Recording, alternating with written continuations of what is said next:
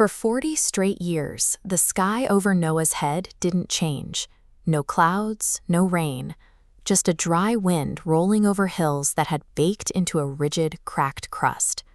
Then, one morning before dawn, he felt it. Not a sound, but an immense stillness, like the air right before lightning strikes. A presence declared that the world had turned rotten, and it was going to wash it clean. This diagram illustrates the massive scale. Beside a tiny human figure, a vessel 300 cubits long, 50 wide, and 30 high is drafted. The timeline was equally impossible. Exactly 7 days after the animals arrive, the sky breaks open. Noah suddenly inhabited a new, solitary reality, the crushing weight of an illogical mandate placed on a single human family. His wife, Naamah, didn't panic.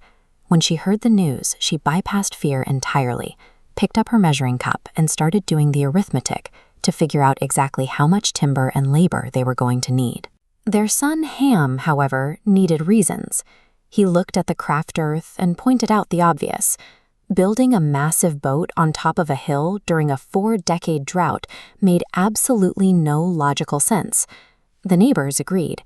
As construction dragged on for months, the massive wooden frame became the town's favorite joke. People gathered daily to mock the family, asking what the fare was to sail to the moon. Then came a Tuesday where logic unraveled. Wild predators and prey began marching side by side. Pairs of massive elephants lumbered calmly up the dusty road, completely ignoring the sheep. Surviving the old world required enduring a massive social friction, waking up every single day, executing an absurd logistical nightmare, and tuning out the mockery. On the 7th day, the heavy wooden door groaned shut. The family stood in the dimness, listening to the creak of the timber. And then they heard a low, rolling rumble, a sound none of them had ever experienced in their entire lives. The first week was a violent sensory assault. The rain hammered those thick wooden planks like it had a grudge, and the structure groaned underneath physical stresses it had never been tested for. Inside, there was no time to be terrified. The family moved through the dim lamplight in a state of stunned silence, endlessly shoveling waste, carrying water, and feeding thousands of panicked animals. A divine rescue looks majestic on paper. In practice, it involves the exhausting, foul-smelling mechanics of animal husbandry on a pitching, creaking ship with no windows.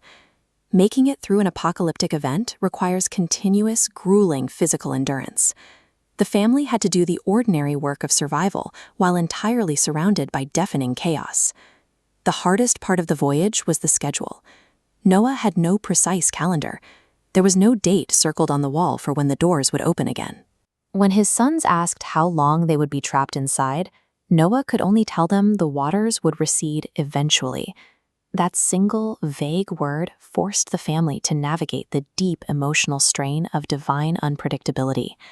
On day 38, Japheth released a dove. When it returned empty-handed, it confirmed their deepest fear. There was absolutely nowhere to land. The endless not yet continued. 7 days later, he tried again. Look at this tiny piece of evidence.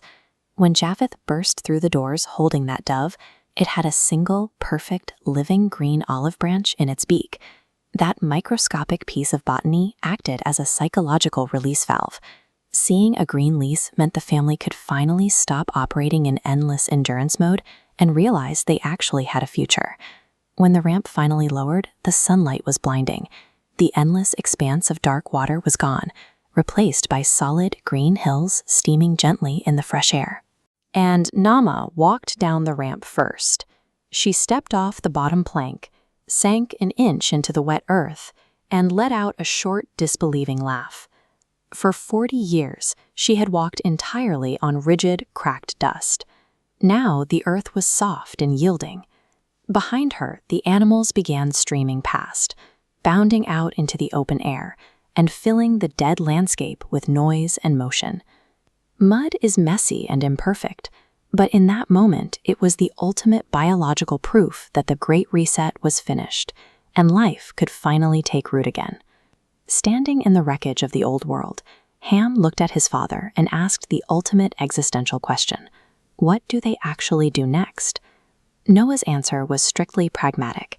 They would start over, but they would do it carefully, and they would strive to do it better. Then the massive stillness returned. Across the eastern sky, an enormous, vivid arch of colors bled into the atmosphere, towering over the distant hills. The final command changed the family's role. They were no longer refugees hiding from a storm. They were now tasked with the permanent maintenance of every living thing that remained.